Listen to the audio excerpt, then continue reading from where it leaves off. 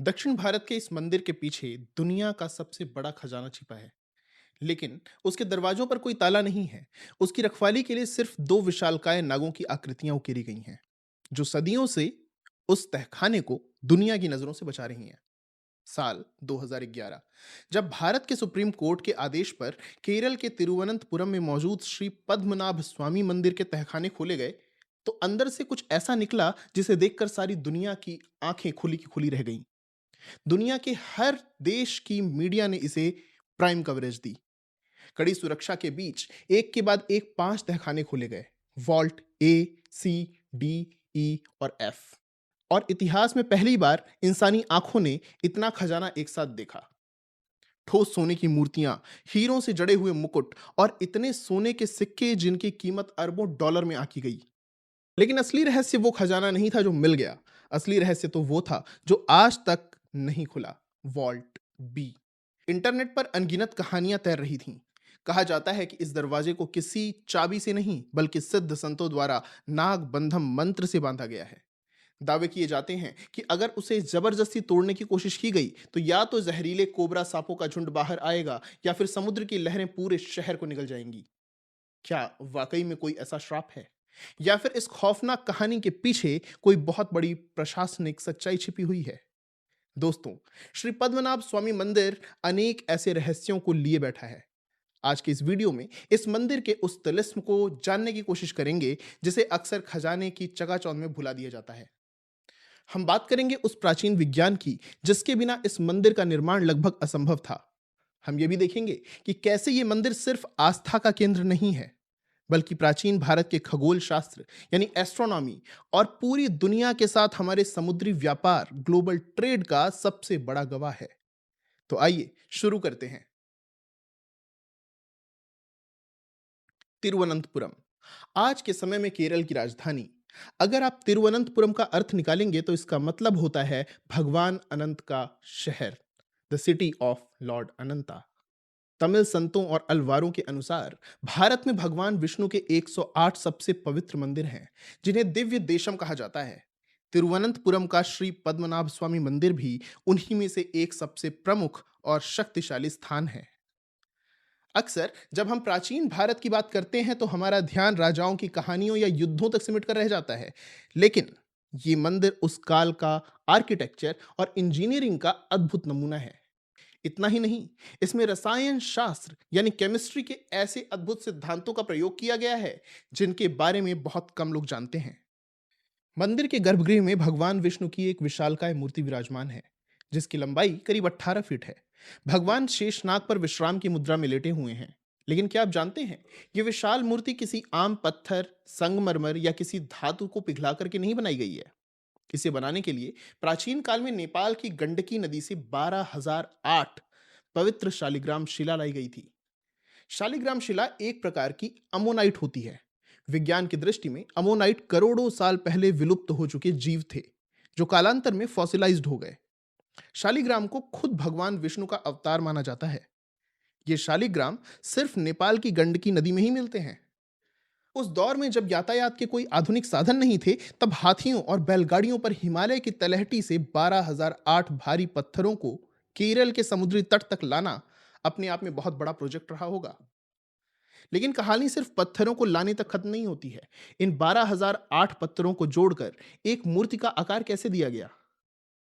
इसकी जद में था प्राचीन भारत का आयुर्वेद और विज्ञान। इस मूर्ति को जोड़ने के लिए सीमेंट का नहीं बल्कि कटु शर्करा योगम नाम के एक बेहद खास आयुर्वेदिक लेप का इस्तेमाल किया गया था।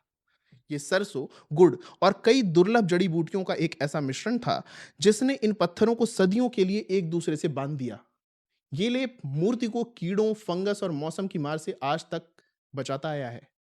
भगवान की ये मूर्ति इतनी विशाल है कि कोई भी भक्त इसे एक बार में पूरा नहीं देख सकता। इसके दर्शन के लिए 3 अलग-अलग दरवाजे बनाए गए हैं। पहले दरवाजे से भगवान पद्मनाभ का मुख और उनके हाथ के नीचे रखा एक शिवलिंग दिखाई देता है।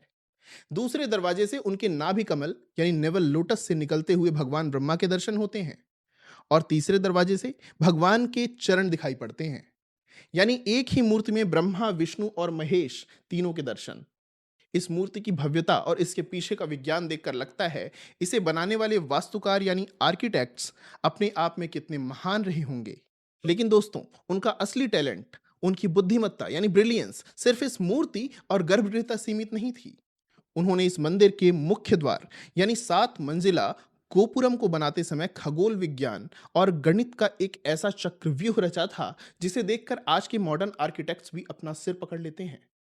उन्होंने पत्थर की इस विशाल इमारत को सीधे सूरज की चाल के साथ जोड़ दिया था। लेकिन कैसे? आइए देखते हैं।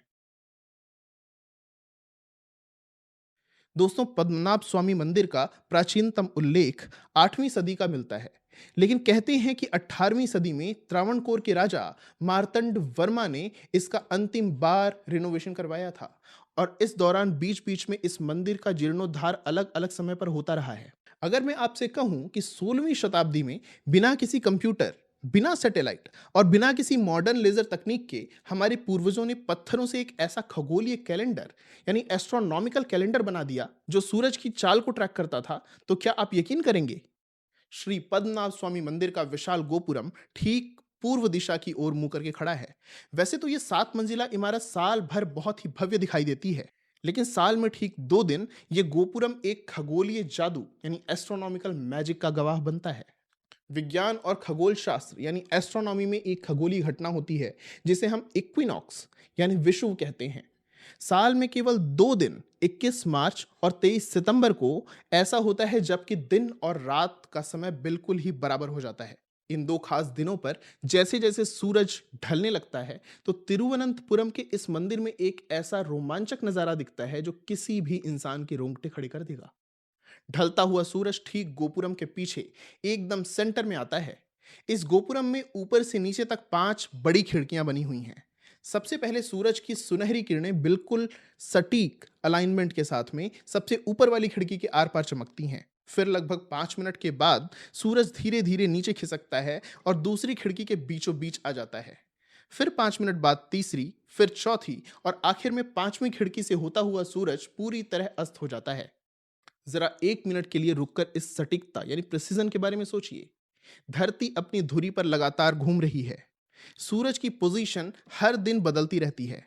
ऐसे में पत्थरों की इतनी विशाल इमारत को गणित के इतने सटीक कैलकुलेशन के साथ खड़ा करना कि सूरज की किरणें मिलीमीटर की भी गलती किए बिना ठीक उन खिड़कियों के बीच से होकर गुजरें, ये कोई इत्तेफाक नहीं था दोस्तों। ये प्राचीन भारत के वास्तुकारों की ज्योमेट्री और एस्ट्रोनॉमी पर उनकी जबरदस्त पकड़ का जीता जागता सबूत है। लेकिन इतनी शानदार वास्तुकला, नेपाल से लाए गए 12,000 शालीग्राम पत्थर और इतना भव्य निर्माण, ये सब मुमकिन कैसे हुआ?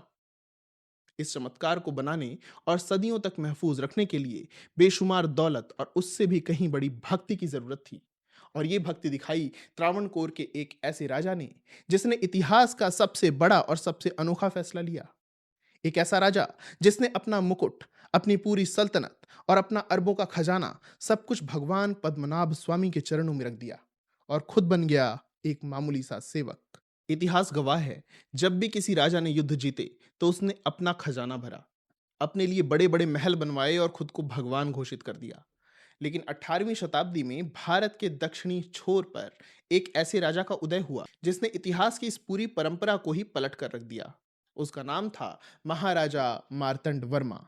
1750 ईस्वी के आते आते महाराजा मार्तंड वर्मा ने अपने आसपास के कई राज्यों को जीत लिया था और त्रावणकोर को एक विशाल और शक्तिशाली साम्राज्य बना दिया था।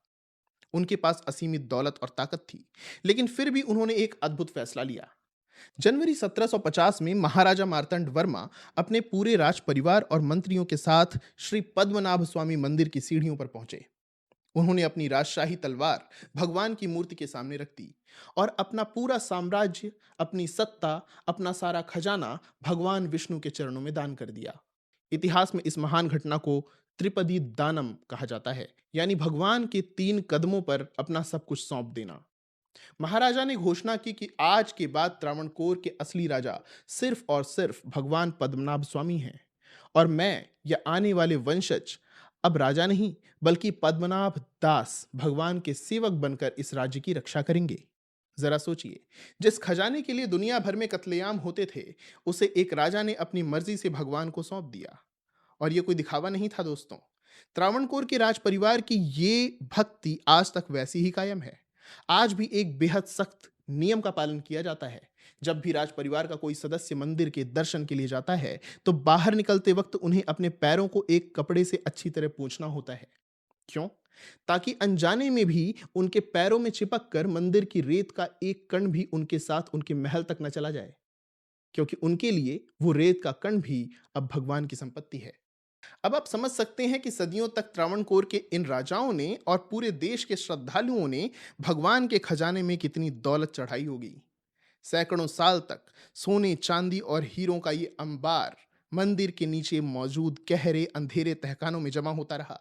बाहर की दुनिया इस खजाने को एक मिथक, एक कहानी मान चुकी थी। लेकिन फिर आया साल 2011 और जब इन दरवाजों के पीछे से रोशनी बाहर आई, तो आधुनिक दुनिया की आंखें चौंधिया गईं। इंटरनेट पर अगर आप वॉल्ट बी सर्च करेंगे, तो आपको सैकड़ों ऐसी कहानियां मिलेंगी जो आपको आश्चर्यचकित कर देंगी। कहा जाता है कि इस रहस्यमयी दरवाजे को किसी आम ताले से नहीं, बल्कि सिद्ध संतों द्वारा नाग बंधम मंत्रों से सील कर दिया गया है। मिथक ये है कि इस दरवाजे को सिर्फ वही महान संत खोल सकता है जिसे गरुण मंत्र का संपूर्ण ज्ञान हो, और अगर किसी ने इसे मशीनों या ताकत से तोड़ने की कोशिश की, तो या तो मंदिर से खतरनाक कोबरा सांपों की बाढ़ आ जाएगी, या फिर अरब सागर की लहरें उठकर पूरे तिरुवनंतपुरम शहर को हमेशा के लिए डुबो देंगी। लेकिन दोस्तों, आज हम इंटरनेट की इन कहानियों से अलग कुछ एडमिनिस्ट्रेटिव रियलिटीज की बात करेंगे।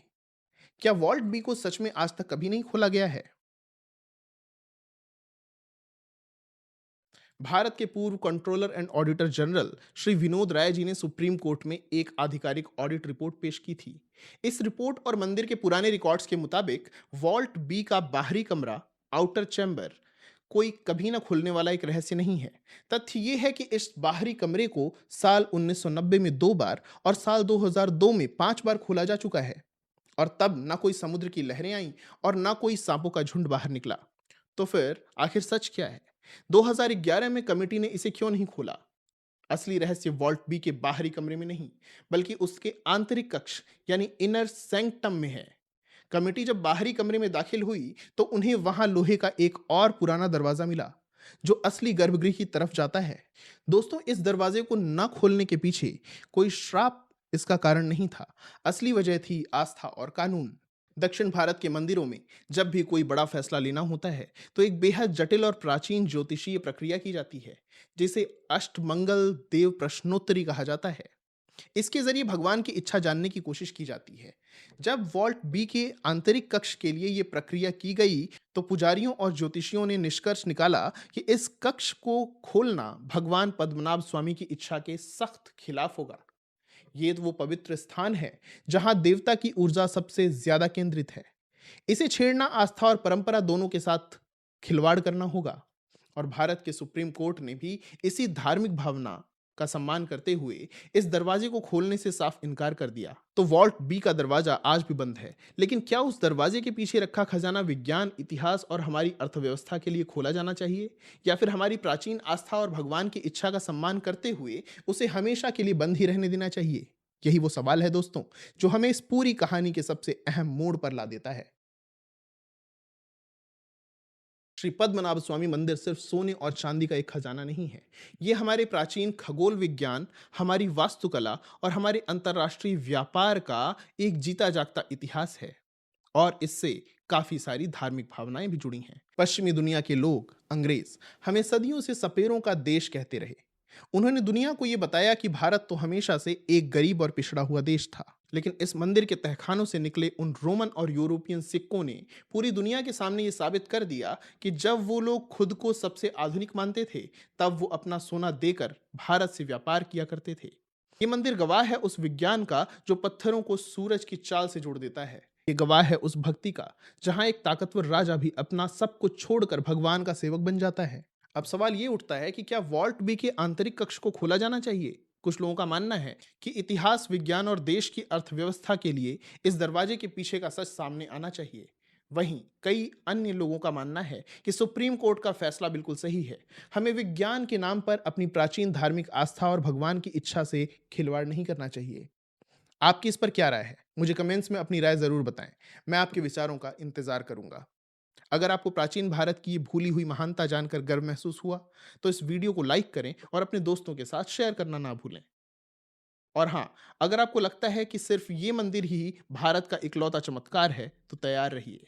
जल्दी ही हम मिलेंगे इतिहास के एक और नए पन्ने के साथ। तब तक के लिए नमस्कार।